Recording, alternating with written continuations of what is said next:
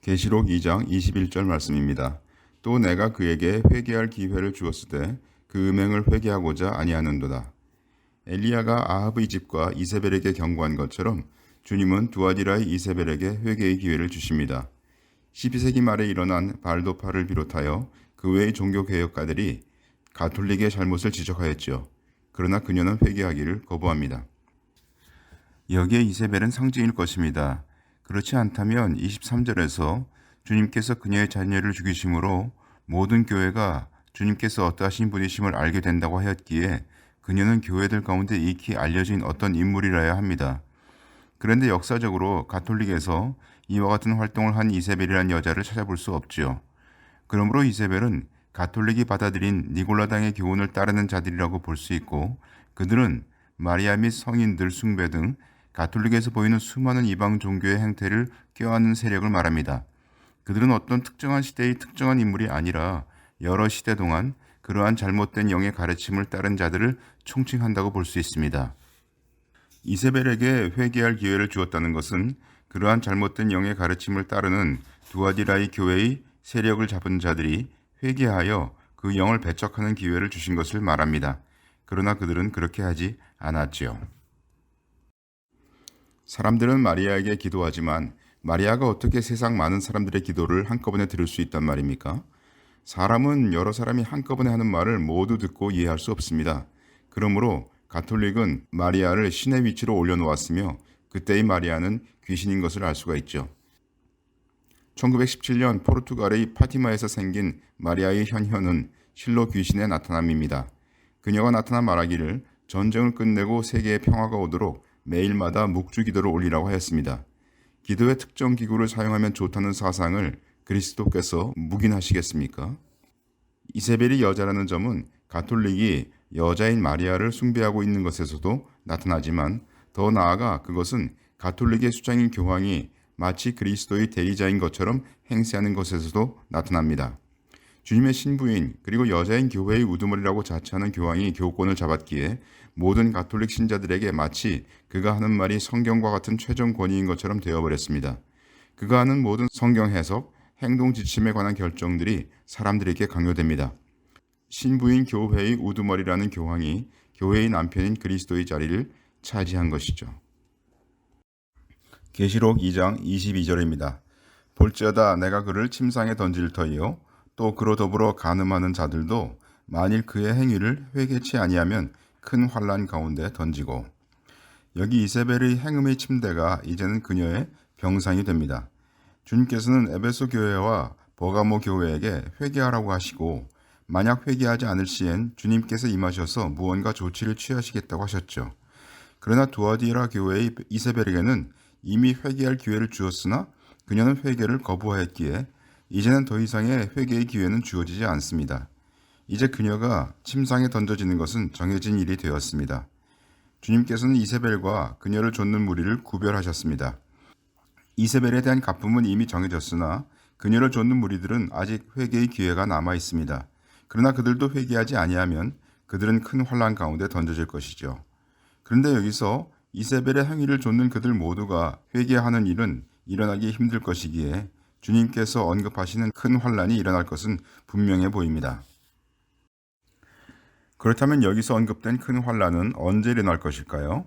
이세벨은 행음하였는데 그러한 행음의 행위가 주님께서 오실 때까지 계속될 것입니다. 그러므로 우리는 주님께서 오실 때를 즈음하여 행음한 여자가 누구인가를 찾으면 될 것입니다. 그 여자는 바로 계시록 17장과 18장에 나오는 비밀이라 큰 바벨론이라 땅과 음녀들과 가증한 것들의 어미, 그 여자를 말하고 있는 것이죠.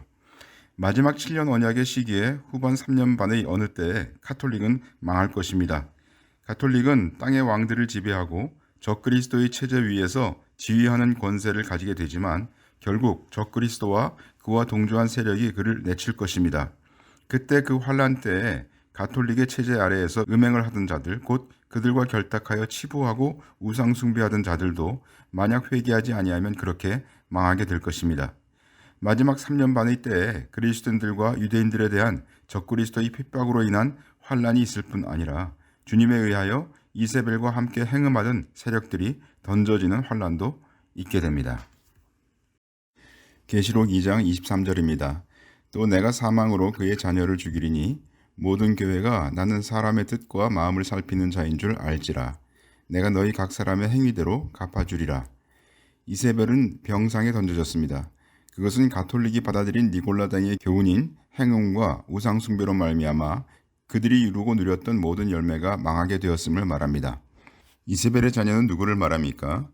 이세벨은 두아디라 교회 내에서 여러 시대에 걸쳐서 니골라당의 교훈을 따르는 자들을 총칭하는 데 반하여 여기에 자녀들은 그러한 세력들로부터 이세벨의 교훈을 따르도록 그 권세를 물려받은 자들을 말합니다.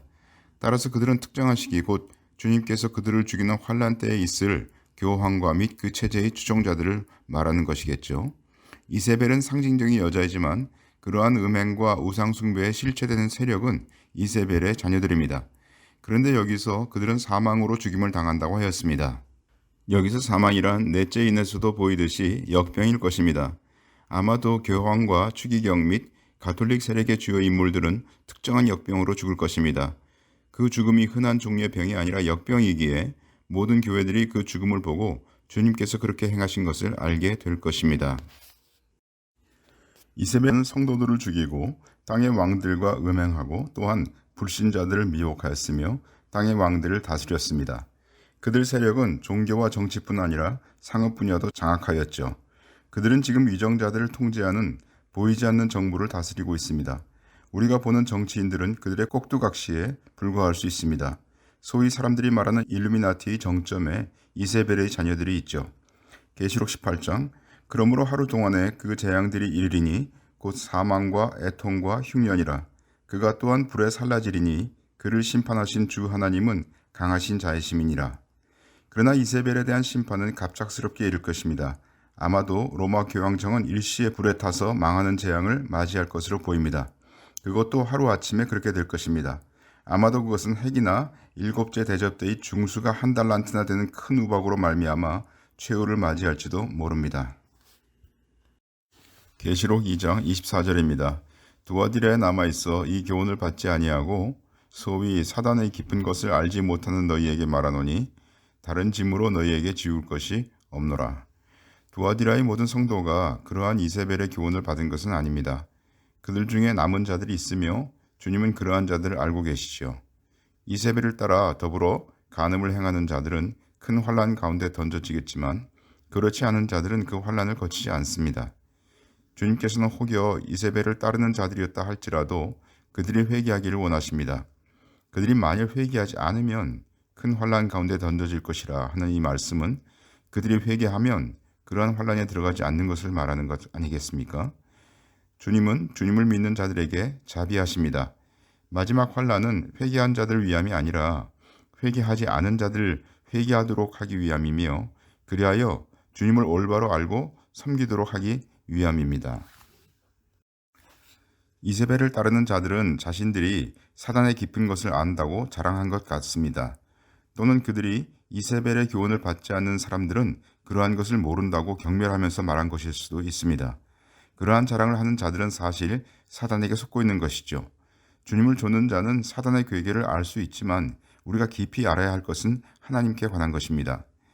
주님께서는 우리에게 짐을 최소한으로 지우셨습니다. 주님의 십자가의 죽음으로 말미암아 우리가 율법에서 벗어났다고 하는 복음은 우리가 하나님께 열매를 맺기 위함이지요.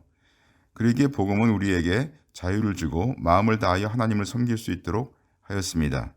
그런데 이세벨은 그러한 그리스도인의 자유를 엿보고 그들을 종으로 삼고자 구약적인 제사장 제도와 비슷한 사제 계급을 형성하고 구약의 제사와 흡사한 미사를 드려와 종의 멍에를 매도록 하여 음행과 우상숭배를 하도록 하였습니다. 사도들이 형제들에게 최소한의 멍에로 규정한 것들에 있는 우상의 제물과 음행을 피하라는 것을 이세벨은 성도들이 스스럼없이 행하도록 가르쳤습니다.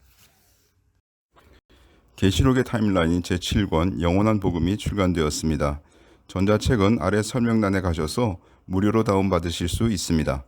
종이책은 북크크에서 구입하실 수 있습니다. 설명란에 링크가 있습니다.